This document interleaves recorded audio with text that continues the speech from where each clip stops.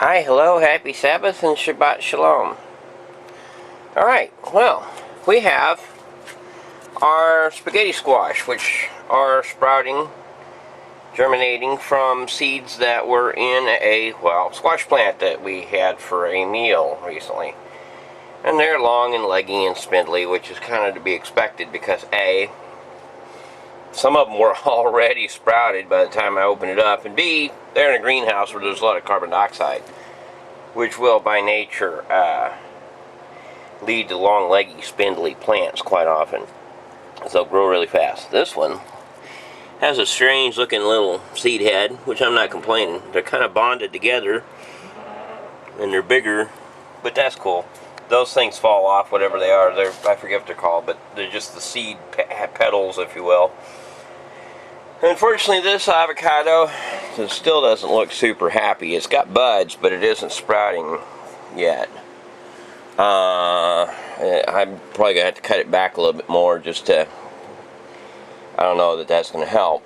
But for some reason, it's not doing happy. On the other hand, our spider plant jungle is doing quite well.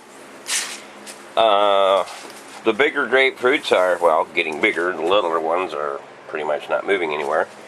My freestanding, in the most literal sense of the word, wandering Jew down here is pretty much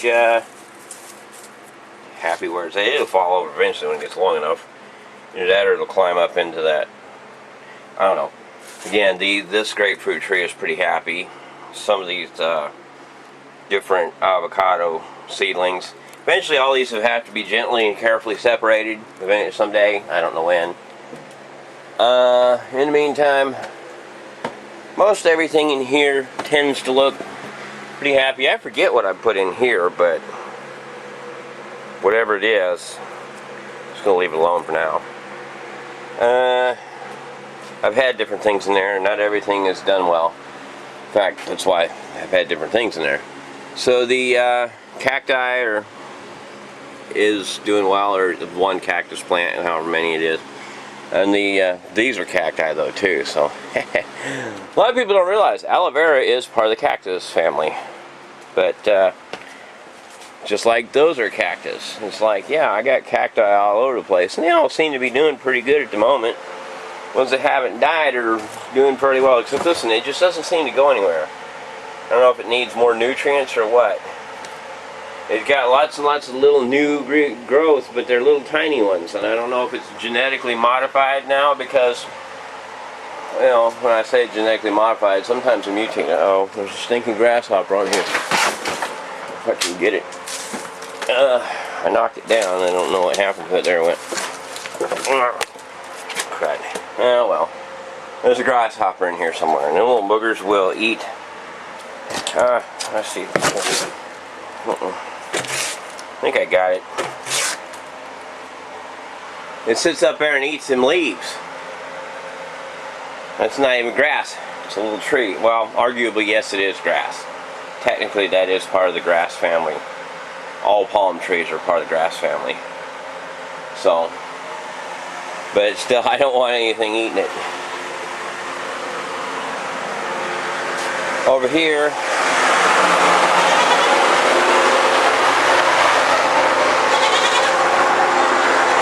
to feed the babies here in a little bit. Looks like my roof is not holding back enough water. Somehow there's water coming in here from somewhere, and there's standing water in here, even though I put a drain over there. I'm not for sure where this water is coming from because I can't find it coming from the hose. Over there it's still dry, thankfully, and they've got a place to be so that they're not in the wet. See Snappy there up in that pen. If you look, I put a little board right here because she was crawling. She would leap up and jump in the hay pen, which is bad enough. Fortunately, she can't poop in it because it falls through the bottom, but she can get out the other side and be in the other side, especially where there's a grapevine in there. I don't want her eating it. I don't want them eating all. They can nibble a couple leaves off and she can reach them. She's nibbled the top off all along through there. because it was all up in this, like you can see that little dangling dead stringer there, and there's a couple leaves right there. It's trying to grow up on the roof, and I can see water dripping through the roof down on the other side, so some of this water is distinctly coming down on this side, so my roof isn't doing very good. I didn't expect it to, in a way, because it's all beat up used tin. The fly traps work some of the time, and well, the flies have been reduced dramatically in here, so we're very happy for that. Now, due to the fact that we are getting some very much enjoyed and appreciated rain, I'm bringing an umbrella in case it rains on us. My non-variegated spider plant is putting out babies all over. All my spider plants are putting out babies. My fluted one, they start out fluted and they kind of flatten out after a while, but still, I'm keeping a close eye on it. Hopefully it'll become a new variety. Here, well, they've been eating off the cherry tomatoes. They were standing up about a foot tall in some places, and they've been eating them off, but other plants are growing in. So, looks like a new branch. No, that's that branch that came down earlier, I think. I was going to say, some windstorms have been blowing down some branches lately. We were out of power for not quite 24 hours. Like, uh-oh. Oh boy. Looks like I let Pony's window open. Yeah.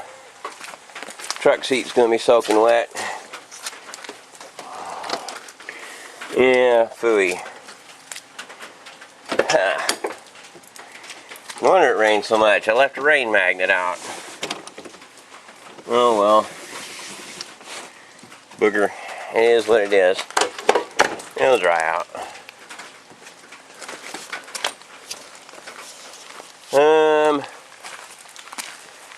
Grapes up here haven't fallen off yet. A couple of them have spots spoiled, but for the most part they haven't just wholesale rotted on me yet. So I've still got some grapes up here, along through here. So yeah. Again, how many make it to the end of the season's anybody's guess.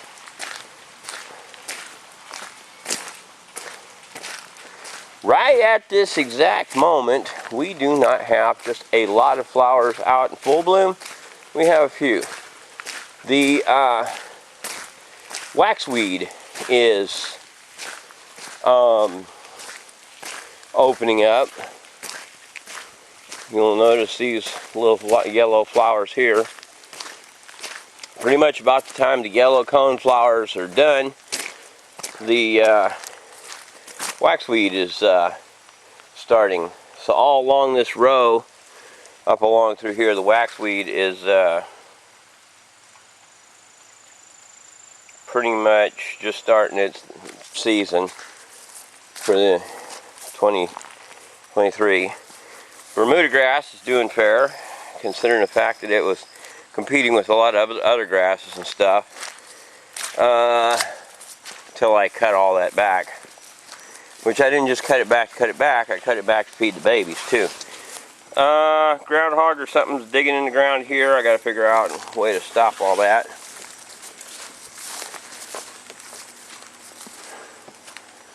My blackberry is pretty near done fruiting for the year already, and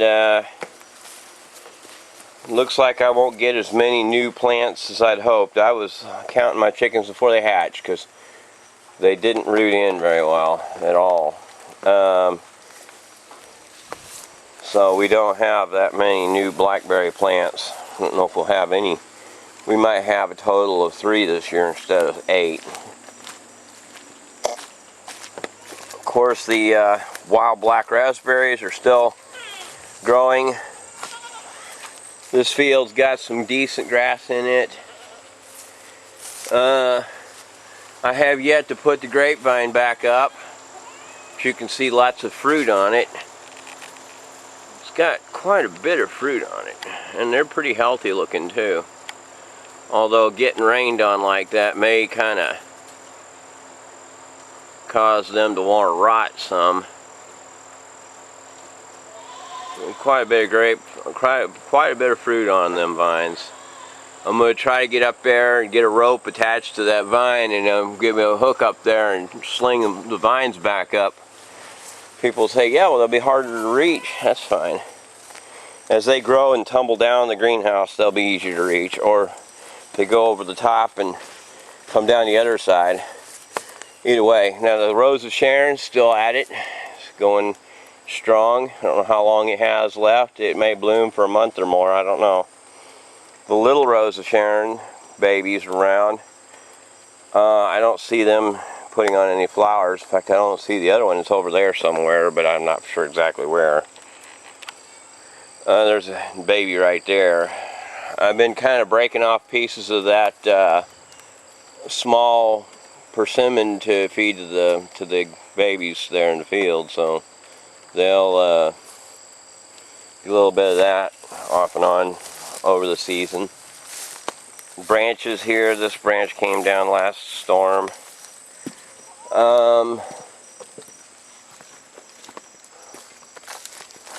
Pretty much this area I mowed. It's already coming back up with whatever those broadleafs are. My peach, which I plan on ashing tomorrow, is looking pretty good. It's not super yellow like it has been in the past. It's just starting to change leaves for the mid-season regrowth. I'm going to ash it again to make certain it keeps the right pH balance. The hazelnuts, they're alive, but what can I say? Again, I've only seen literally one single nut on the larger tree there for the whole year. This grapevine, eventually it'll probably grow up into the rafters, which is fine. I'll probably guide it around, trim it and stuff. It's been there for a few years. It's been struggling. Yeah, it looks like it's taking over everything, but as you know, all you have to do is prune them back when you need in there. But the thing is I want it to grow up and get into the rafters and get up on the roof. So, other seedling experiments. Watermelon seeds. One reason they're even capable of living up there is because of the fact that I put soil in the gutter for this express purpose, and that's why there's also landscape cloth to help resist erosion. And B, there's water coming off the roof. How well they'll do, who knows? They may completely all die out. But it wasn't a real big potter, it was just a rain gutter, so I don't expect them to do super well. But I figure, it's worth a try since they sprouted without my expectation. Those sunflowers are still going at it pretty good. And I didn't finish yet putting the horse mint all ground up and collected. Over here, there are a couple other watermelon seeds that I've thrown out over here where there's always going to be some water. I tried putting them potatoes in the bucket where the other potato was. It rained in there and filled them up, and now they drowned. So there may or may not be some watermelons grow over here. It's at least in full depth of dirt.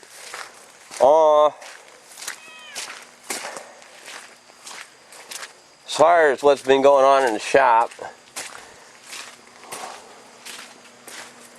let me put this down out here. Alright. What's been going on in the shop, other than me cleaning in here, I put a blade on here. It's a 3/4 inch blade. And I come to find out that this rod here corroded and blistered on me while I was sitting here waiting. I should have just left it laid down. That wouldn't blistered so bad over so much of it. But it's damaged now, and I contacted the manufacturer to see if they will do anything about it, because it was just bad product. Other than that, really nothing else around here. Like I say, I cleaned some, swept the floors a little bit, nothing significant. But, and that piece of steel sitting there ready to be cut once I figure out what to do with the rod there that's all corroded and pitted, because it'll tear stuff up. Drive shaft been working on. Took this apart. Took it a while. It was seized up pretty bad, but I wire wheeled it real good and scrubbed it and cleaned it. The yoke, somebody previously hammered on it and it broke it up pretty bad, and I am a bit worried that it might be inadequate as it is, so I'm going to look into either replacing it or repairing it with welding and boring. But either way, I need to get the drive shaft. This end here was a damaged one, and with them hammering on it and everything, it's pretty damaged.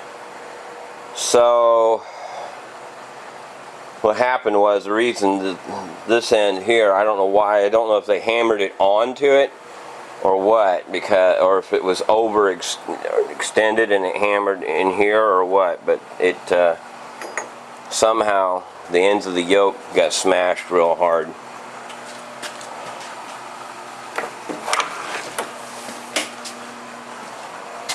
And you couldn't change out the U-joint cups because of the fact that the metal was mashed over the cups till they wasn't going to come out. I got the one side out with a hammer and a chisel, but it broke as it came out, which I'm not surprised. And the other side, not so badly broken, but it's still badly bent. And so I can't get it out without probably milling it. Alright, in here I've got, well, a few avocado trees that are still trying along, and then of course the 2 pineapples, and another flooded sweet potato.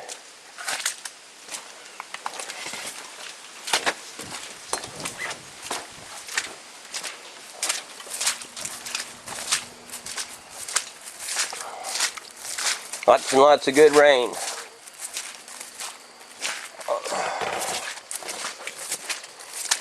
Over here, the ironweed is still going at it. I did spray some for poison ivy around here. I have no idea how well it's done yet.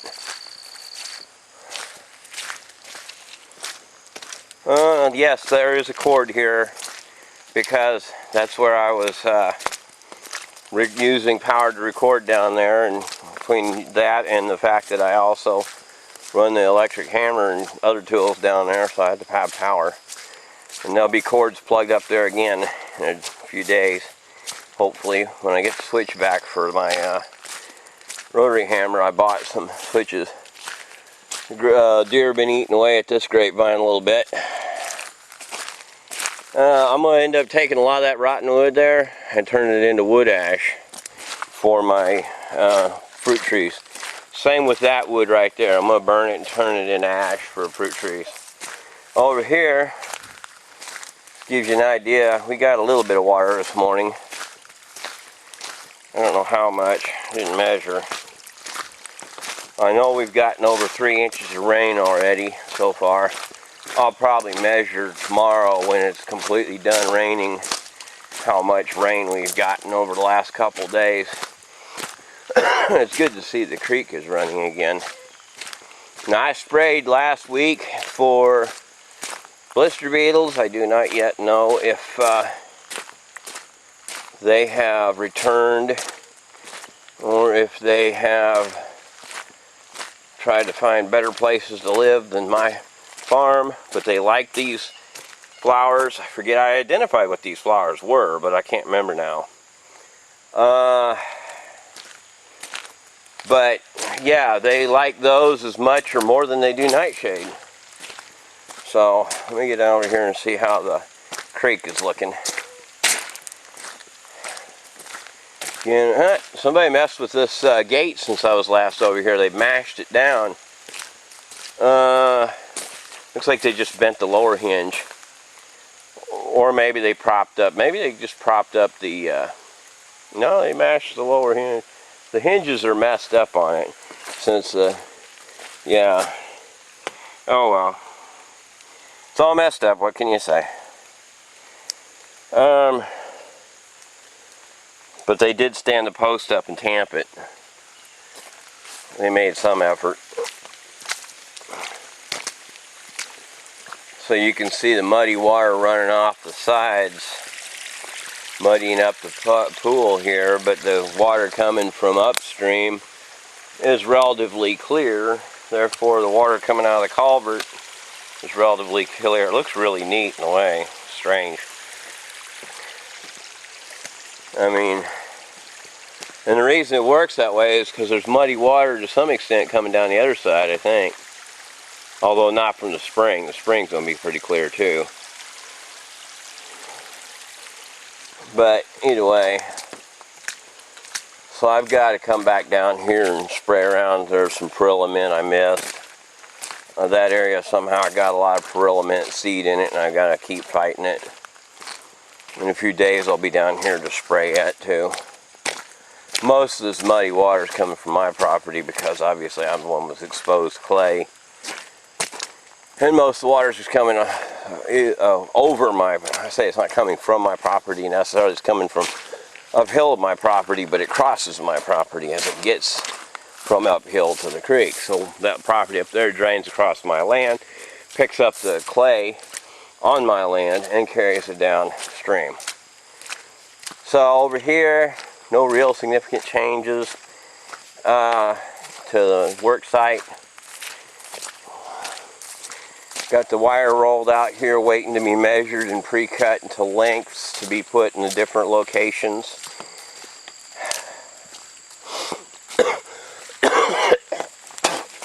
Sorry. Again, I think I already videoed this before, but I've got some dirt mounded up over there where I'm building up the soil to get rid of the gap underneath the wire. And so I'll have to pull that old fence wire down and get in there and level all that out, and then put the fence wire back up.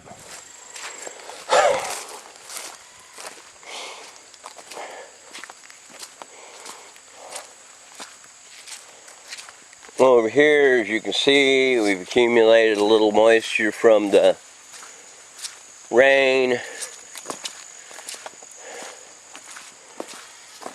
Just generally the places where the water piled up from, it got to a point where the ground wasn't so permeable, and there you got rain puddles. Quite a bit over there.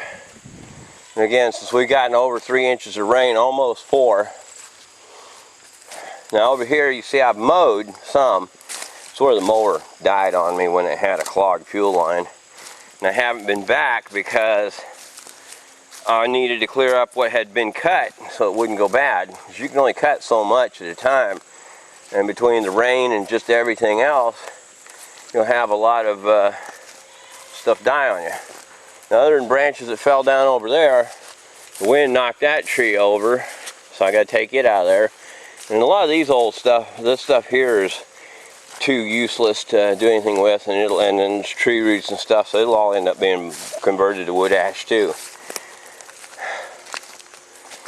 The elderberries are barely hanging in over there, especially the ones that are tall enough that they're already too tall for the deer to reach.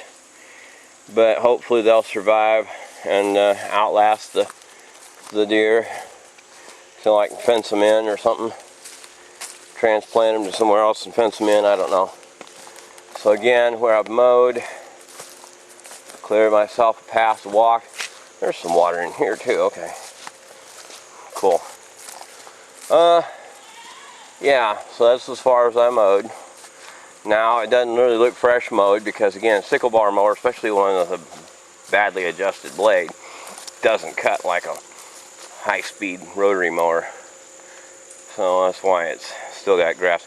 And it's not a problem because, you think about it, it keeps it from scalping. So there's still some grass growing up which will allow the plants time to recover. And for what I'm doing, that's just fine. Over here, pokeberries. Been beaten on a little bit by the weather, by the goat, the deer, I mean. I don't think goats will eat poke. I don't know, they might. Anyhow, so the deer and the weather knock the deer eat off the leaves and the weather knocks the branches down, but they're still putting on seed. So hopefully we'll have more poke growing in the future.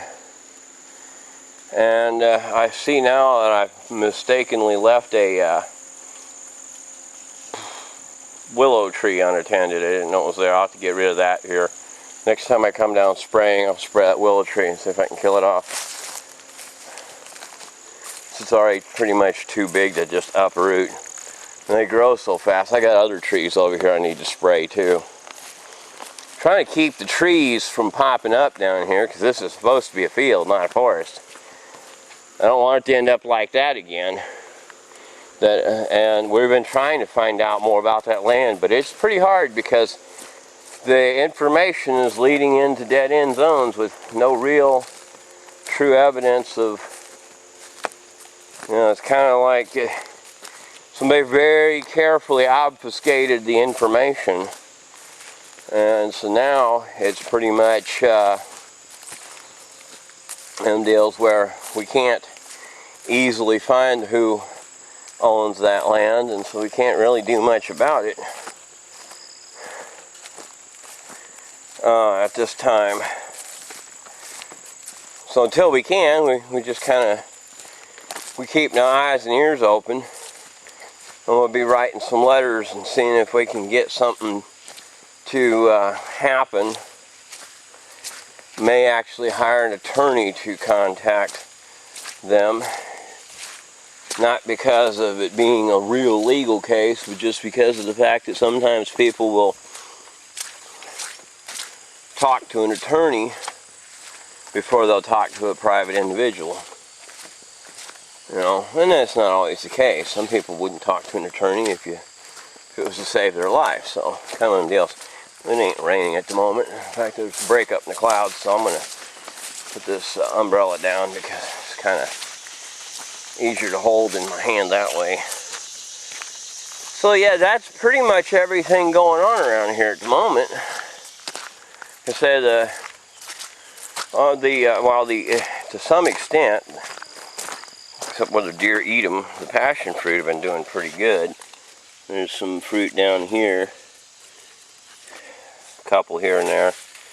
Hopefully I'll get some this year. Last year I got like 5, but there's a few out here. It's just the trick is to keep things from whatever's eating them. It could be the groundhogs again, for all I know. Something's eating them. We shall see. I may have to spray them again and again.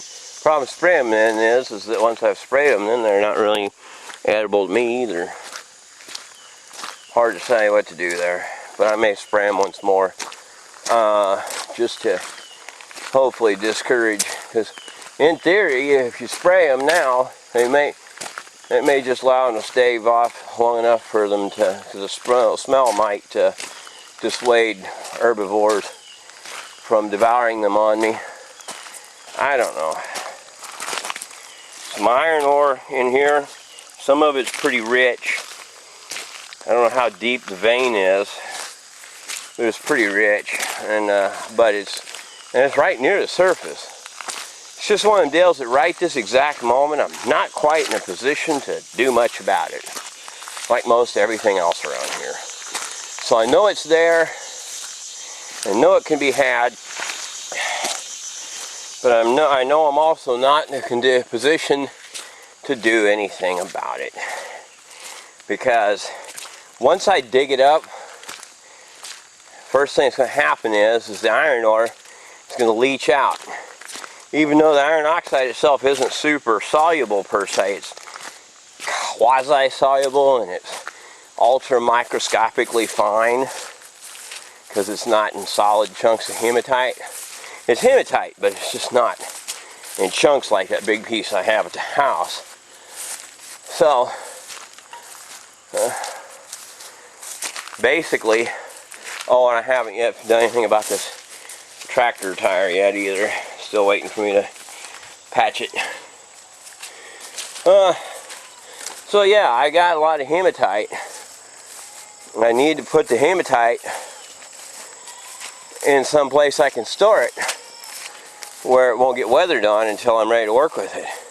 Then I need to crush it grind it, and leach it.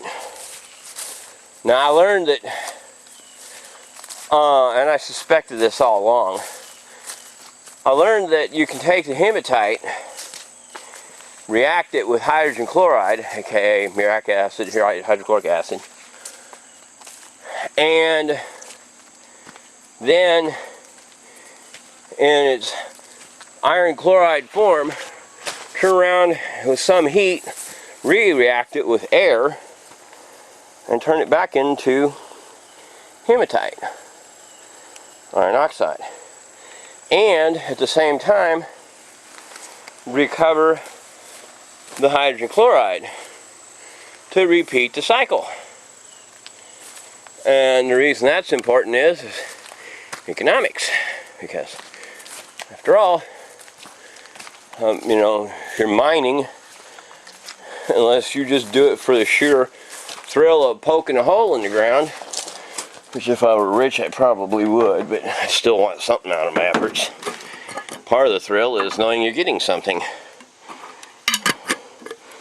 Almost done with my blackberries for the year, and didn't get very many, but I got a few.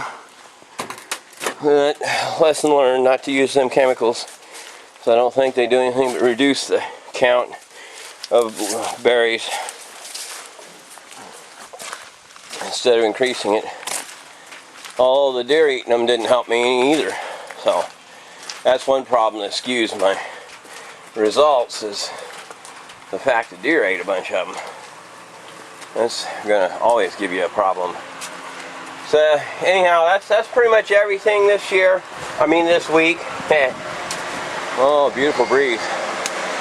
And so figured out where Mr. O'Malley was getting over the fence. It's actually quite simple. Where that one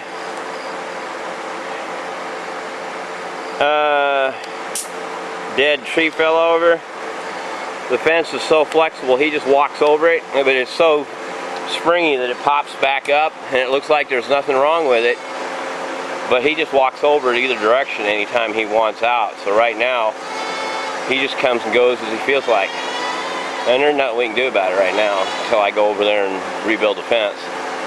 That's just about where I'm going to be putting the new fence corner in anyhow, but when I'm done, all that wire will come down and be split in two. 4-foot wire will be put in there, and then the split part of the wire will go up on top of it to make it about 6'4" tall. Whereas it's 5 foot there, it'll be 1'4" taller by the time I'm done with the combination fence. It'll be that 4-foot woven wire, and then 2'4" of